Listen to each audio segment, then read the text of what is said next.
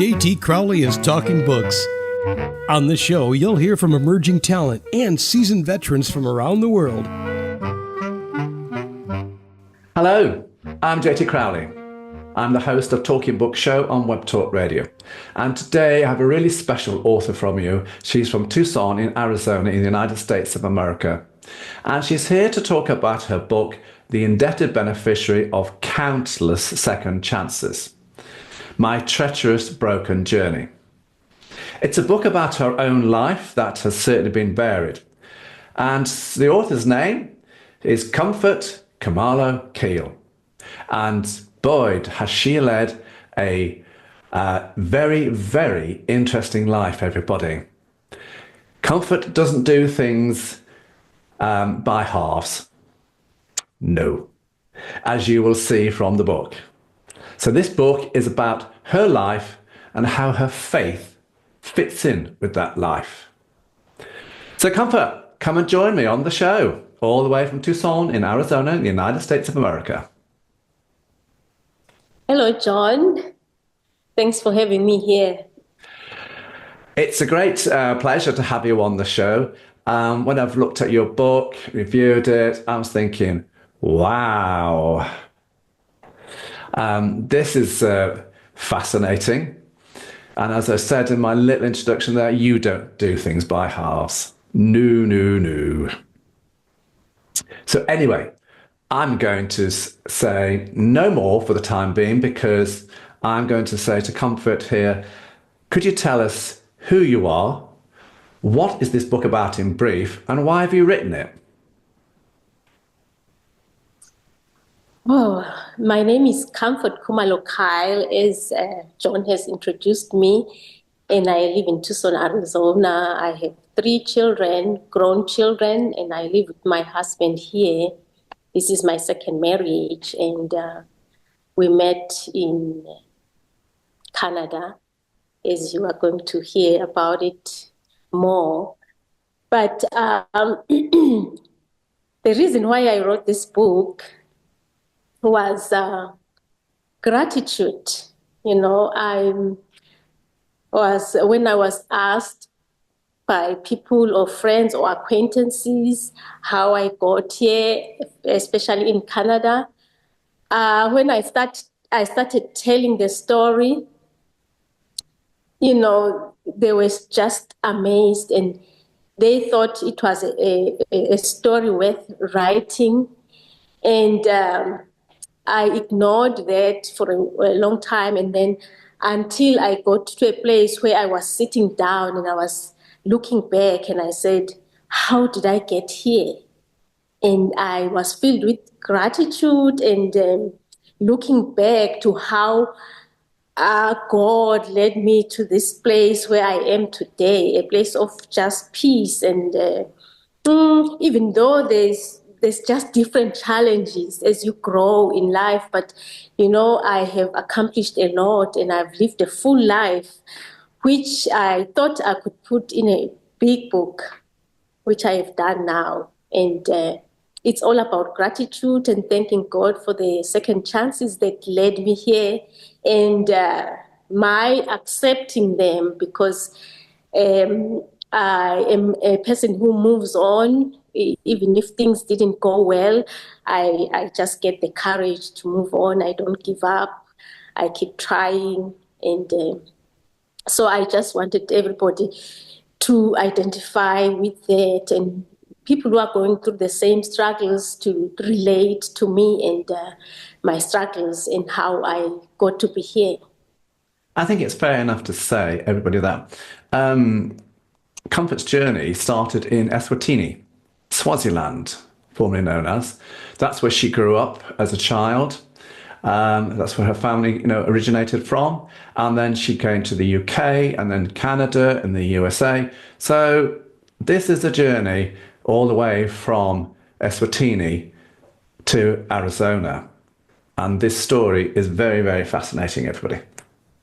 So let's find out a little bit more about this book.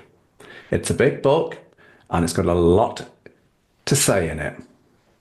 So, Comfort, let's open the book. Now, there are 31 chapters. to this book, everybody. And if you think that Comfort and I are going to be talking about all these chapters, wrong. No, no, no, no, no. Because we'd be here for a very, very long time. And that's not the purpose of the podcast interview. The purpose is to give you a glimpse, an insight, sort of like to whet your appetite to go and investigate the book further.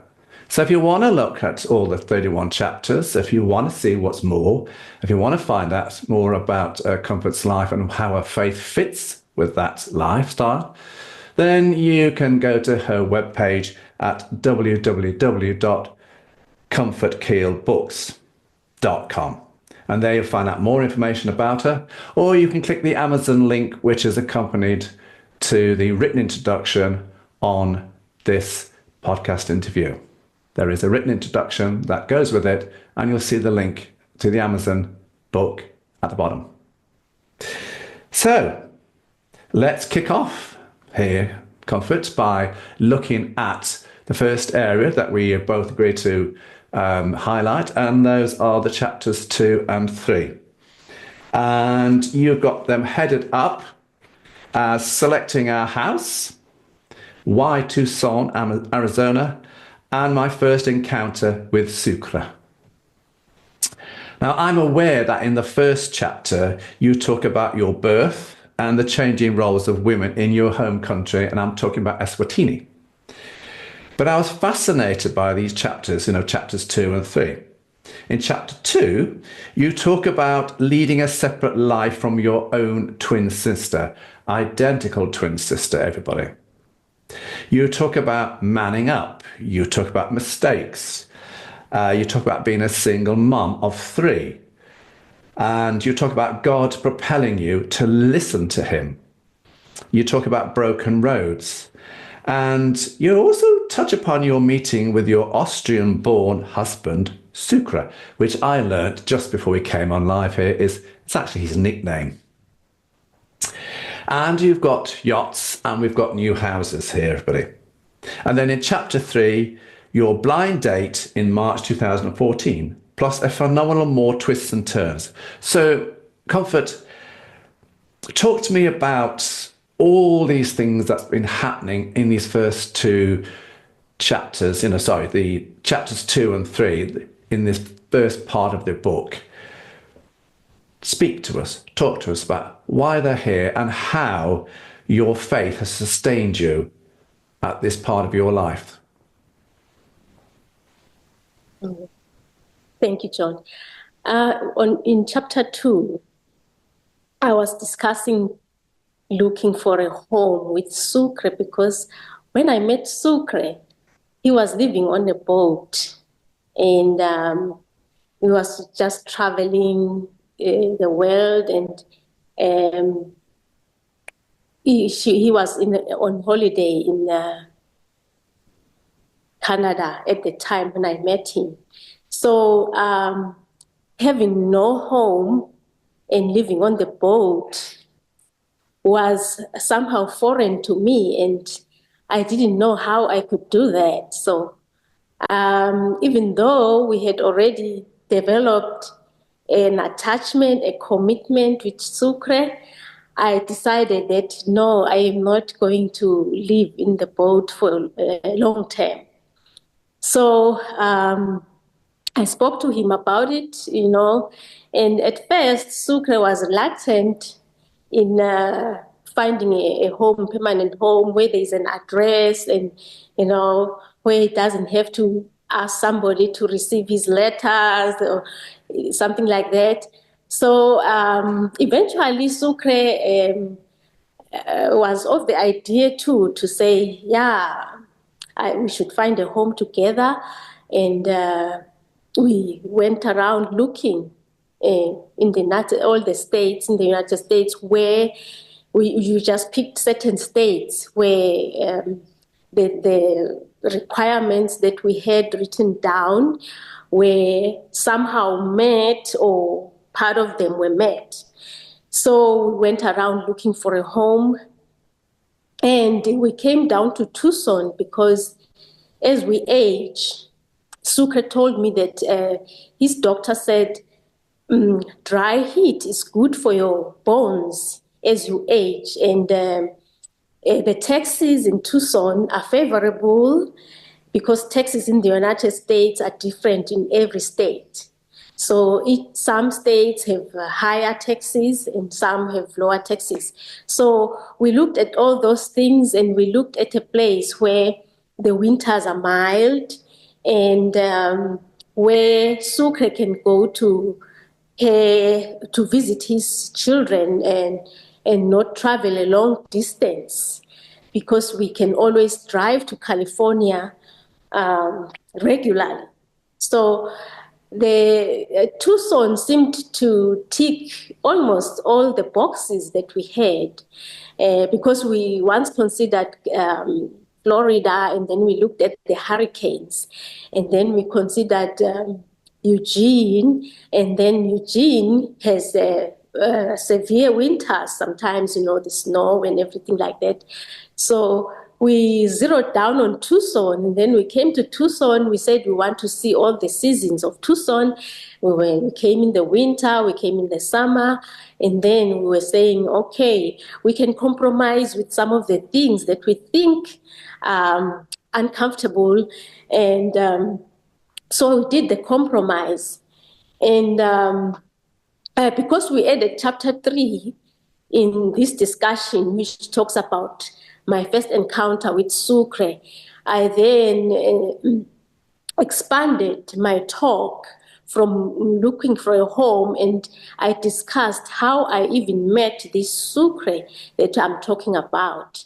And in chapter 3, the reader will find that after I raised my children, my 3 children, they were living with me in Canada.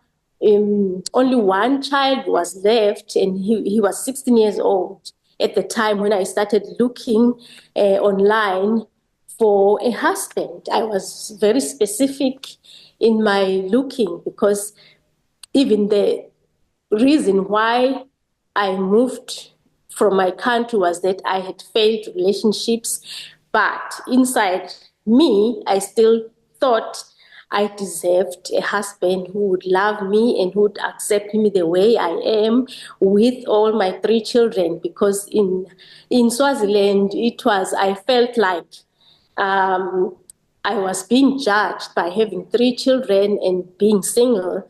And I had failed relationships because people were looking down on me, and I had made mistakes before. So I just came to a decision that, okay, because my children were older, 2 of them had moved out, I went online again to look for a husband, because I didn't know where else I could meet a husband. I didn't go out a lot. I didn't meet anyone in the streets. I just didn't meet anyone in church. So I went online and specified my requirements there. And while I was searching, I was going to so many dates. Vancouver is a big city. I would meet somebody maybe from downtown, someone from the suburbs, somebody from, maybe I had to take a ferry to go and meet them. But I was really determined to find that somebody who I thought I was going to spend my life with. So I was very, very aggressive in my looking, and I developed a very tough skin to say if I didn't approve of somebody, I just didn't want to waste my time. But I would honor the date, and I would be very pleasant in the date, but I would know that it won't go that far. So how I met Sucre then was after I went to so many dates. Actually, I was almost being discouraged, because I met good men sometimes, and somehow it just didn't click. It didn't work out. We just didn't have the connection of saying, I can live long term with this person. So I was beginning to wonder, because I was having even the friends that I had at the time, they were just laughing at me because I wasn't somebody who would just date, like everybody else was doing. I was really serious looking for somebody. And they were thinking that maybe there's something wrong with me because, these days, if you don't have a boyfriend or you don't have somebody who you're constantly with, it's like something is wrong with you. So I took all those criticisms to say, maybe there's something wrong with her. People are rejecting her for some reason, you know.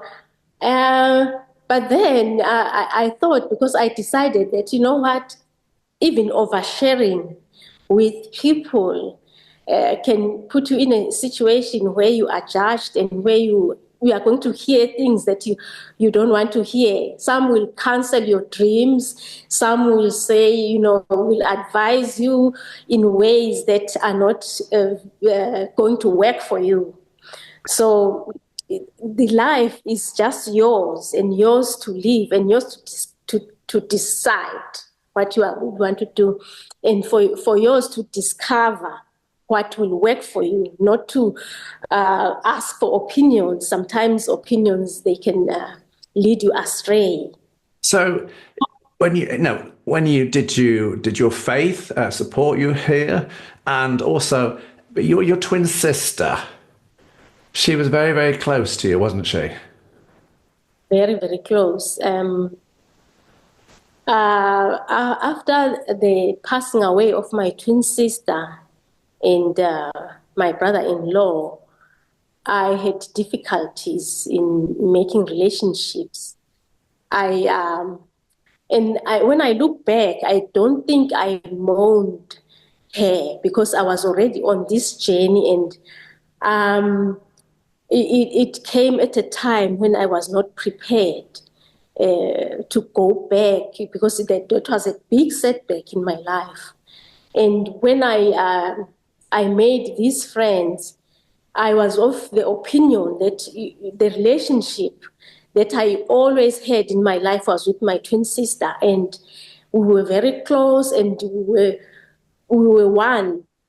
And it was difficult for me to make friends at that time, and my expectation for friendship was different, because I thought there would be loyalty, there would be love, there would be, somebody wanting to sacrifice for you. And I just had these ideas in my head that, if somebody says they are your friend, they are close to you, there is a certain expectation from me. And but then, like you are mentioning God, in all this, I would go back to God and ask how I'm supposed to deal with these things, because He was the one who, first of all, gave me second chances when I had messed up, because I got pregnant before I was married. And that was the biggest thing that changed my life forever, because then I was looked at as somebody who, with that indiscretion, who didn't obey God in the first place. And that gave me a guilty conscience all the time. I was second guessing myself whether God was able to hear me again, because I had done this thing and I couldn't come back from it, because all the decisions I made after that, I was saying, He is not happy with me anyway. So I don't even know whether He's listening. Okay. So, but I will continue to pray. There you go. Sometimes you think He's not with you, but He's carrying you and you don't see it. Sometimes you think, you're praying and He's not answering your prayers, but He is, but not in the same lights what you want. So, but that's very different, and we all have to live with that. Now, I want to go to chapter 8. My first marriage, why and how it failed. This is about your ex-husband, Lucas. Your banking position at the Standard Chartered Bank at home in Eswatini. Your twin sister, I said, identical. And she was like a bit of a chaperone, you know, with your relationships with men. Well, he had to get a tick box from your twin sister, and she would keep very close guard on you, making sure that you don't get up to no good, basically. And then, you know, we were talking about your evangelical links to the Free Evangelical Church, the Roman Catholic Church, education, pregnancy, child out of wedlock, hiding the pregnancy. There's a whole host of things going on here in this part of the book. So, Comfort, talk to me about this time in your life. And again, how did your faith play a substantial role here? How I met Lucas was we were working in, it was Standard Chartered Bank at the time. It changed to Netbank later on. And we met in the bank, and we were very close with my twin sister at the time. We were living together, and we were going to work together, even though in the beginning the bank separated us. I was in another branch and she was in another branch because, you know, family members were not allowed to work in the same branch. But later on, they just made an exception with us, and we were working in the same branch. And it was difficult to separate us because we even lunchtime were together and everything like that. And sometimes I just wonder how Lucas would find the time to just get me by myself and, you know, talk to me and interrupt me sometimes. And he would talk to me, and he was a good looking guy, and he had some dimples, and I knew that some ladies had eyes on him too. And it just flattered me that he was giving me that attention in the bank. And he looked like he was a humble guy, and he used to dress nice. All his shirts were nicely pressed and everything like that. And he was very attractive. And I was really happy to have a conversation with him and to be noticed by him, because at that time we were still, you know, starting to work, and it was just after our teenage years. And we didn't even know anything about men at the time. So when Lucas decided that he wanted to just come and have a chat and visit us, of course, he would visit me and my twin sister and the friend we were living with. And there was no way I could say, oh, okay, my twin sister, I have to go and see a man or whatever. So he had to come and talk to all of us together, and nobody was leaving the room when he was there. So it was interesting. And when I looked back at it, when I was thinking about my life, I said, oh my goodness, even the faith there, because we were all going to the same church, my twin sister and my friend, we were going to the same church. And it didn't occur to me that this was going to affect my relationship with God in the long run, because I was giving this man almost, I just gave in the beginning, gave him my heart and everything, you know, and I didn't know much about him at first until we were just talking, and he was telling us about his Catholic faith and the songs they sing, and we would share that. And it was really a pleasant thing, except that I couldn't see him all by myself and without my twin sister being there. And I thought I should have actually adhered to what she was constantly telling me about men, to say, you know what, you should be careful. Men are not as you can see them, because you have no experience with men and you don't know what they are looking for. So, and of course, when you found out that you were pregnant, that was going to be a problem for you, wasn't it? A very big problem. My relationship with God was tarnished, and with my twin sister too, because she was constantly telling me she didn't like it that I was coming out, because at a point, Lucas was coming so frequently.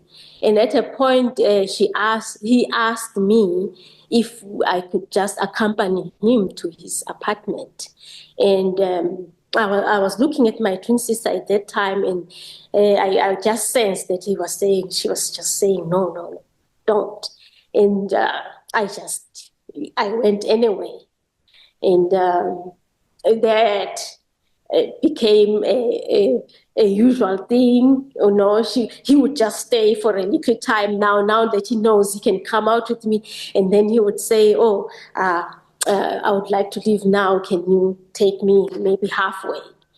And then things started like that, because we started spending a lot of time together alone, and then I got pregnant. Yes. That is only just the start of her drama, everybody. Let's move on. And now I want to go, Comfort, to the area of the book around chapters 10 and 11. Mm-hmm. And here you're talking about the aftermath of divorce, pregnant and alone, and you felt dropped like a hot potato. That's what you say in the book. And of course, this comes after the last straw. Now, the last straw really was the title to the chapter 9. And so to understand what's going on in chapters 10 and 11, you do have to understand what's going on in chapter 9. But you want to have a look at chapter 9, you need to go and buy the book. So would you care to share with the audience here, Comfort, what's happening? And, here, in particular, there's a character, and I hope I've got this right, Kwalwa. I hope I've got it right. And I was thinking, future romance blossoming here. So what's the storyline here? Yes, after my relationship with Lucas, and after my pregnancy, we got married, and it wasn't a start of a marriage, because, we were already on bad terms, because after I told him I was pregnant, he was shocked, and he just wanted to distance himself at first, and I was wondering why. And we started the marriage because he was a Catholic, and then we decided to ask the Catholic priest to marry us, and just so that we don't live in sin, because our consciences were against us, and our parents too, because we involved them. They just saw it as a taboo to have a child out of wedlock. So we just had to do something about it, even though we knew that, after the announcement of the pregnancy, our relationship didn't go as we thought it would. And I think we didn't give it enough time to blossom before the pregnancy. So it was a disaster, and it led to our divorce. Lucas leaving me, because I had a second child at the time, and he just decided to leave and go with a lady who he had made pregnant. And the child from that lady was almost the same age as my son, my second born. So there was infidelity in the marriage during the time when he was with me, and there were disagreements about a lot of things, home and everything like that. So after our divorce, because as you will read from the book, that my relationship with believers and God was a little bit dicey after my pregnancy, because I didn't know how to come back, and they didn't know how to treat me also, because I wasn't married in the right way, like get married and then have a husband, and then I was divorced, and then everybody didn't know what to call me now as a divorcee. So I was isolated, and I was guilty. I condemned myself a lot, and I was giving myself to God many times. When a sermon was preached, I thought, this is me, and I would just give myself again and again and again. I just didn't forgive myself for what I did. So the aftermath was really, I had a very terrible time. In such a way that I would just decide sometimes not to go to church, and then at the time, as you know, in chapter 11, that then a colleague of mine from work introduced me to Kolwa now. I was just, at that time, I wasn't thinking of any man. I wasn't dating. I was just raising my children and going to church and, doing all I was supposed to do as a single parent. And that colleague of mine said that there is somebody he knows who wanted to use my parking space, because I had a parking space that I wasn't using in my house. So I agreed to that. There I was meeting Kolwa now, who was very charming and very caring, even about the children that are not his. He would just bring them something when he comes for the parking spot. He would stay for a little bit and we would chat. And then the children would go to bed, and then it would be just me and him, and we would just continue our conversation. And in the beginning, there were the boundaries that, that were there. But as you get used to a person and you just melt and you start, giving excuses to yourself, that's why you like them, things change at that time, and you throw reason away. And as for me, I was a single parent, and I was still feeling that I was not acceptable completely, and no one could marry me at that time, because I had 2 children, a single mother, and there were so many beautiful young women who were going to church. Who was going to marry me? That's the question I was asking myself. And then when Kolwa came, and he was a nice guy, we would talk about Christianity.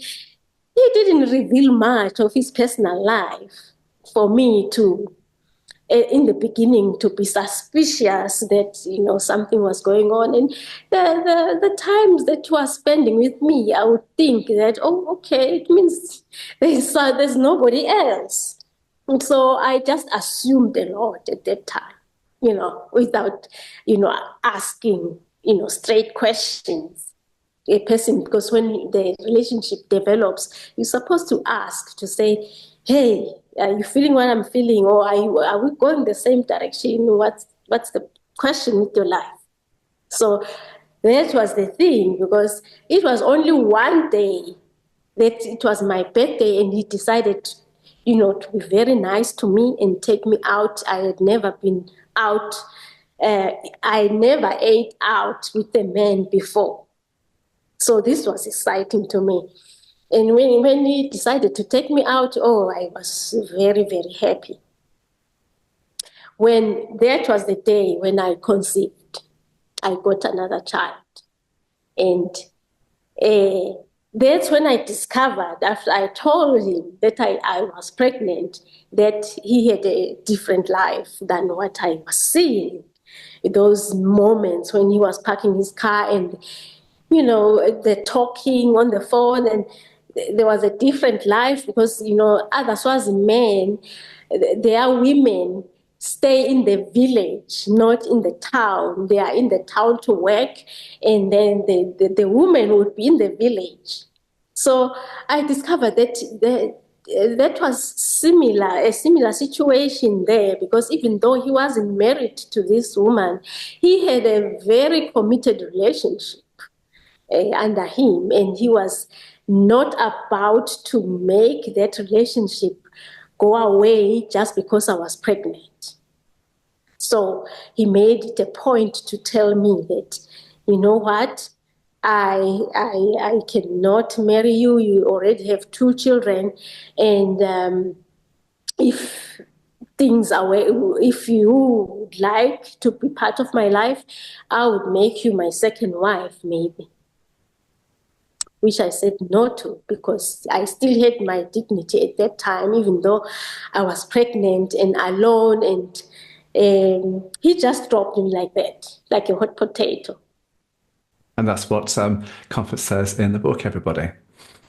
And talking about difficult relationships, when I looked at chapter 16, my first impressions of Sukra's adult children, again, now, his children were not really, how should I say this, overjoyed, and you certainly struggled to gain their trust. And, you reference the work of William Shakespeare. You talk about intelligence in all its different guises. You talk about judgments, prejudices, accents, interracial marriages, family expectations. You talk about a lot here. But the Sukra's children weren't exactly rushing to the door to welcome you, were they? No, and for a reason too, because later on you do understand these things, and you put them into perspective. And at the time when they're happening, your emotions are just running, and you don't know how you are supposed to tackle that problem, because it hurts your feelings. And then when feelings are hurt, you just sometimes you just want to retaliate sometimes. And after you put things into perspective, you do realize that we are meeting at an old age, and everybody has had their life, and the children too are affected because they don't know what's going to happen in a new relationship, and they don't know how far they should go. The relationship with their father would change, the dynamics would change, obviously, because then the attention would be on you. And it's only natural that when you meet somebody, you turn attention to each other. But yeah, it wasn't a good feeling for me. Because I came with this, I didn't know, this ignorance of coming to say, hey, everybody's just going to be happy and accept you, and it would be so nice. And you come with that, and then when you are you encounter this, you're just shocked, and you don't know what to do, and it comes, especially if you are different. And then you just notice everything at that time to say, oh, is it the way I look? Is it this? Is it that? And then you start answering those questions yourself to say, yeah, because there are instances where I would feel like, yeah, I'm really thought of as somebody who's really dumb here. When for instance, when Sukra tells me to do something, and we're just together, and then immediately one of them takes over and does the thing while I'm still, like in a snail's pace, doing, trying to do the thing, and then they've already, oh, I've done that, I've done it, oh well, yeah. And then, certain things happen, and I'm being ignored, and it's like I'm not in the room. I don't exist at all, and I feel it, and I see it, and it's really hard on you. And then I'm just thinking about, they don't know me. They didn't get the time to know me personally, because you don't generalize, even though we may come from the same country sometimes, but you don't generalize people. You just get to know a person, and then you can make your own conclusion. So with the intelligence, I really had to explain that, because it really affected me even when I first got to Canada, because people were looking at me, and some liked my accent, some didn't. They thought maybe I didn't know English very well, whereas my writing capabilities are much better because I didn't grow up speaking the language. It's a second language. And at school, they were teaching us, but at home, we're speaking the local language. So that is why sometimes I struggle with speaking. But it doesn't mean that I don't understand English and I don't know English and I'm stupid, Sure. which is how you feel when somebody judges you by the way you speak and the way you look. I was interested to know why you headed up chapter 20, so I want to go to that chapter now. Deja vu, and of course we all are familiar with deja vu. Now, I'm not going to give the heads up here. I'm going to let you, Comfort, do this. But all I'm just going to say is weddings. And there's nothing like a wedding for a family situation. Take it away here. Where are you going here? Oh, well, we all know weddings.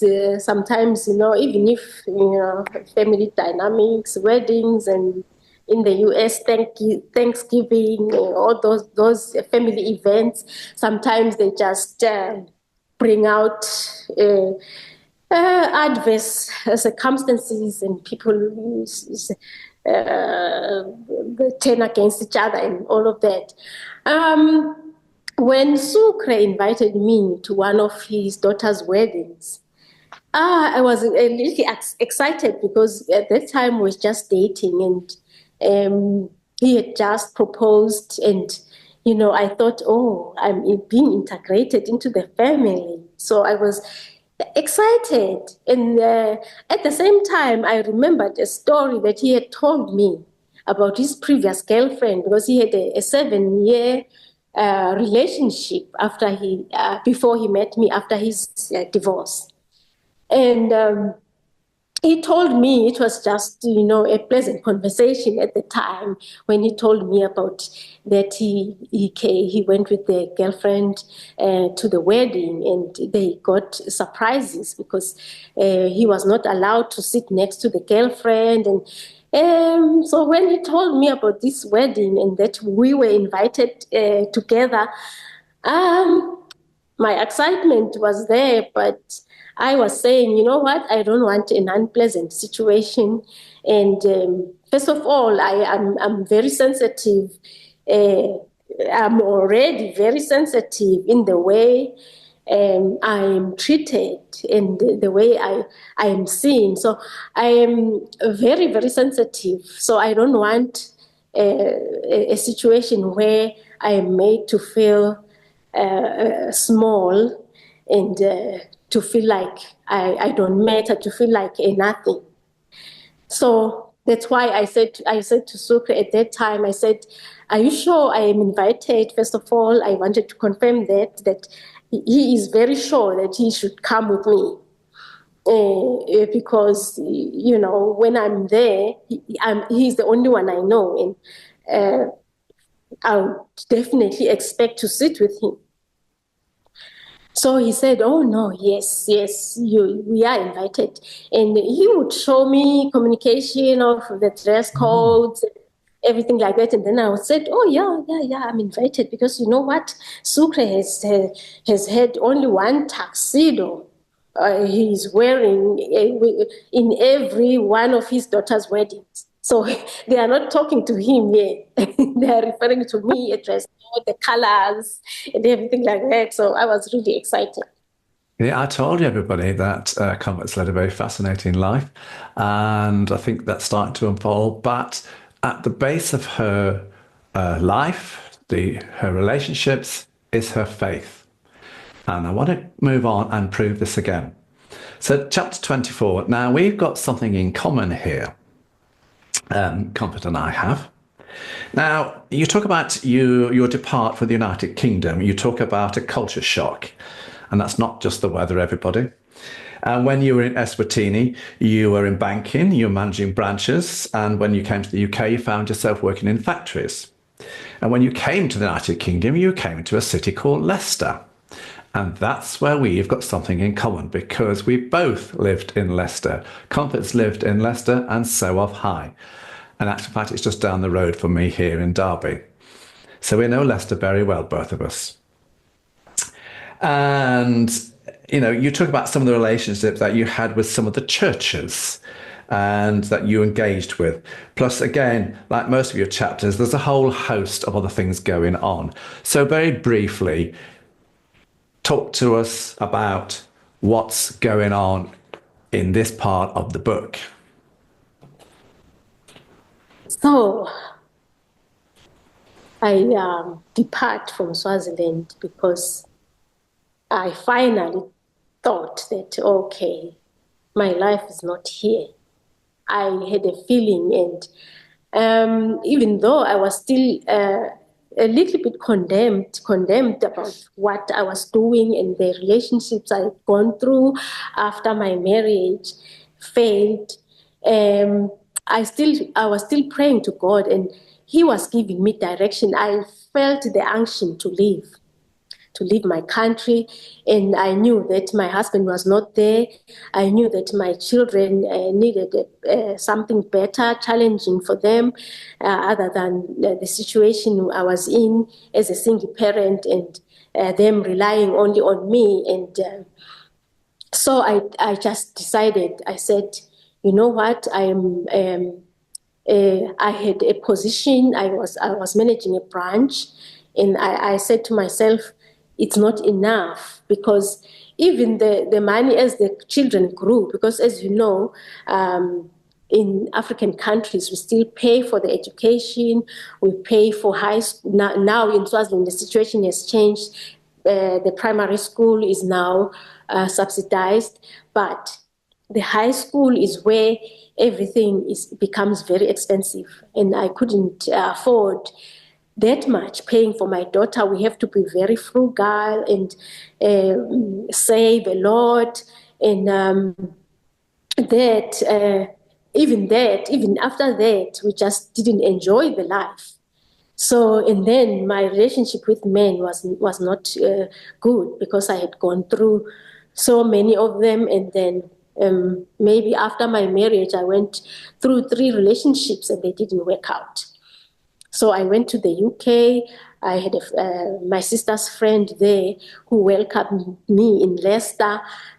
She was doing her PhD there, and at least I had a contact who I had to go to at the beginning of my life, my new life, because I didn't know a big country when I was in Swaziland. Swaziland, it was only over 1 million people. And when I went to the UK, just like John said, it wasn't just weather that was a shock to me. It was just the vast things that there were many times over what I was used to.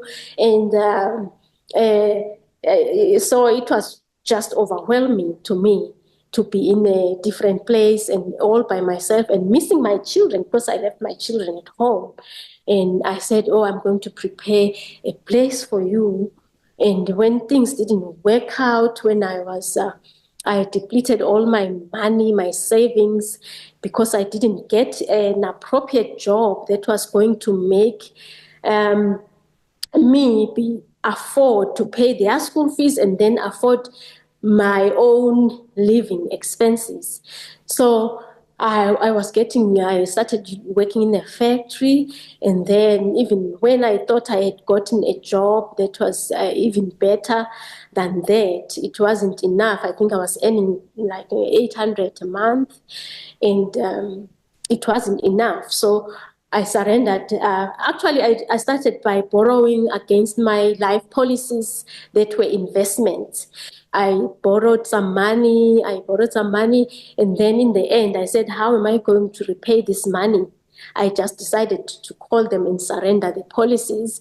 And after I finished the policy money, because I was paying the school fees, I was left with nothing. And my visa in the UK was getting finished too. So I had to leave the country. And at the time when I left, I was already poor. I just didn't have enough to go on. I didn't have money for food. The money I was getting, I was paying rent and then transport and then sending it all to my home country. And that made me feel so bad because I had thought I was going to make a life for my children and the time was moving. And I thought I wasted a lot of time at that time. And it was a very difficult time for you.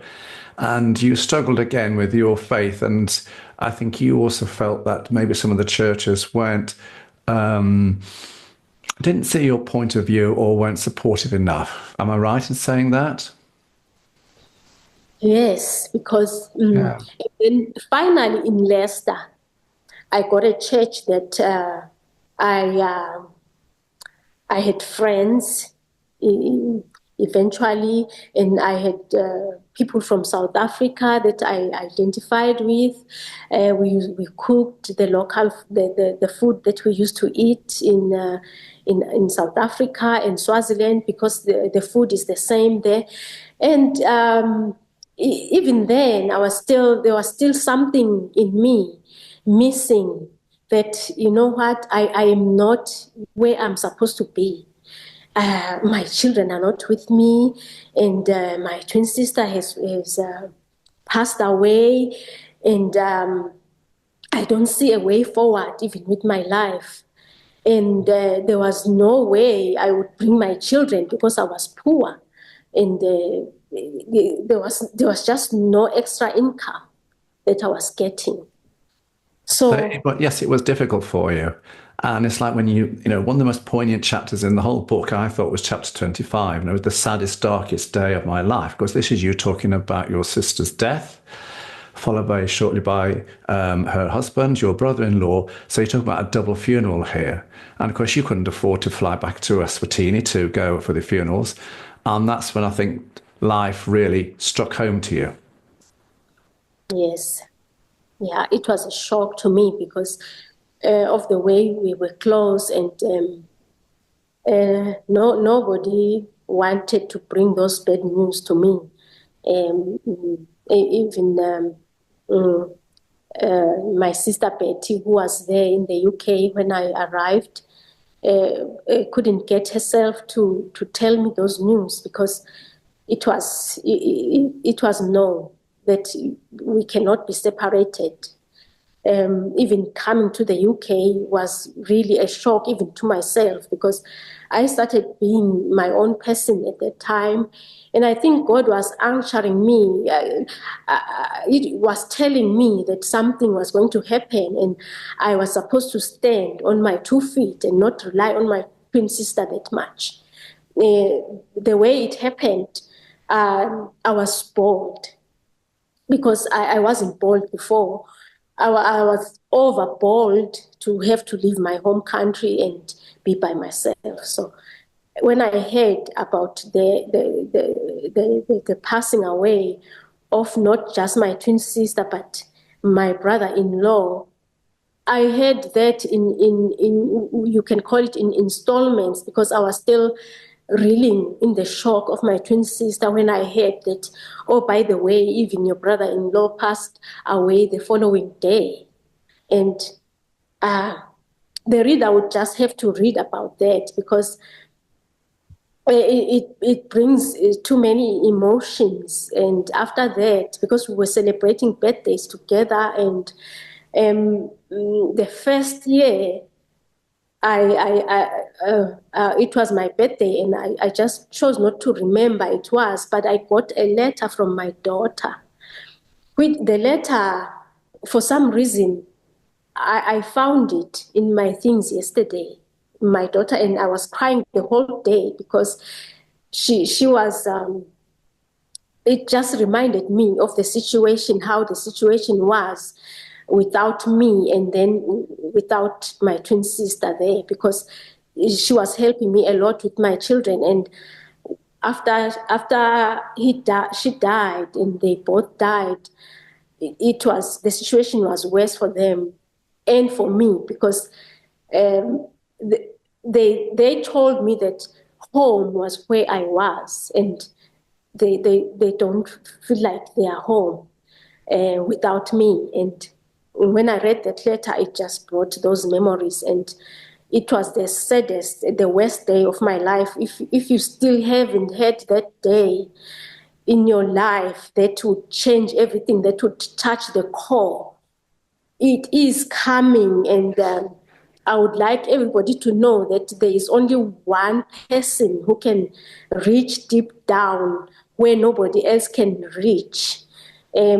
Because you do feel like you just want to go yourself. You just don't see the meaning of life again. And but you do get meaning because he is always there. He's And I carrying you. think, am I right in saying that that person is God? Pardon me? I think I'm right saying that person who is there for you in your deepest hour is God. He's always there. Okay. You can contact him anytime. He doesn't slumber, he doesn't sleep, and he knows you are hurting, and he knows the depth of your hurt. And for me, that's where I really saw him. I saw that he hasn't left me, even though I was confused in most of the time that Sure. maybe he's not with me. He hadn't left me. So, there's 31 chapters. I don't want to go to the end there, but chapter 29, you are, saved by a good Samaritan. What's this about? Oh yeah, like you said, John, in the beginning, my life was just full of ups and downs and drama and all of that. So when things didn't work out in the UK, I decided, okay, I can go to the US, but as a visitor because I didn't have a work visa, and things didn't work out there too. And at the time, I was fortunate because holding a Swazi passport, you would go into Canada without a visa, and so I met a gentleman online, and we started talking, and then he channeled me to another gentleman. He said this gentleman is looking for somebody, a wife. And then I said, oh, maybe that's the way I can go in Canada. You know what? I can go in and have a relationship with somebody, and then apply to stay, and then get my kids. I was really excited at the beginning, or the prospect of having, of being reunited with my children, because it had been long years since I had seen them. And but you never know. I was still, even though people would think, okay, I had gone through so many relationships, maybe I was a little bit accommodating of somebody, touching you inappropriately. I still had it in me that, you know what, I cannot allow somebody to do something that I don't want them to do. So even that gentleman, who I appreciated so much, that he would at the border, he would help me to say that I'm coming to him and he will take care of everything. But when he started touching me inappropriately and expecting that we would just behave as couples when we don't even know each other, it didn't work with me, and I decided to leave him. I just went to a library the following day, and I decided to approach anybody who was there. You know what? When I think about it, I'm thinking that at some point I was crazy. I was becoming crazy because if I didn't want something, I didn't want it, and I tried something else. And if I try something and I know it's the right thing, I try it over and over. And I fall and I get up and try. So I approached this gentleman. I told him, he was an older man, and I told him that I didn't have a place to stay. And, when people these days tell you that, you think, oh, they're running away from a husband, or they did something wrong, or maybe they are thieves or something like that. But inside, I was still praying, because I still thought that God wanted me there. My destiny was there, and I didn't want to go back. I just said, you know what? I just have to fight, keep fighting for my children to have a better life and myself. So that Good Samaritan rescued me from the original gentleman who was supposed to be my boyfriend, who helped me into Canada. Because when we got to the border there, they asked how I was going to support myself, and then he was there for me. And then, because I didn't need a visa before coming in, they just stamped 6 months on my passport, and I thought, oh, I have enough time to decide what I'm going to do next. Sure. So as you can see, everybody, that Comfort's life has been ups, downs,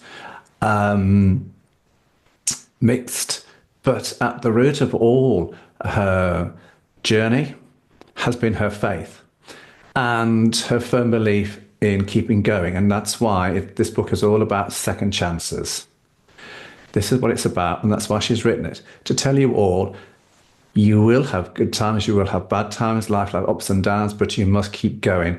And when you make your mistakes and you keep making them, well, go and look for second chances in whatever format that those chances take. So, Comfort, now you've written this book, are you going to write another one? I have already written another book. It's all because of my mother that my life had an auspicious beginning. That is a book everybody has. And when can we expect that one? Oh, it's already published. It's out there. It's on Amazon.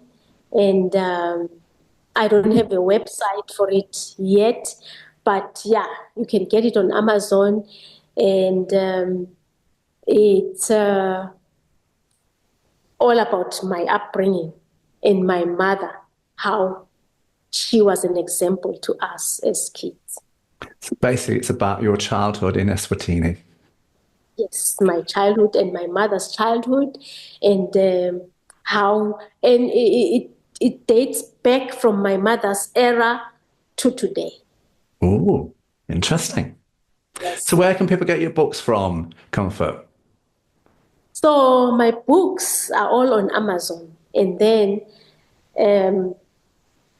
the Indebted Beneficiary of Countless Second Chances has a website where you can log in and get it and get, maybe an overview of what it's all about.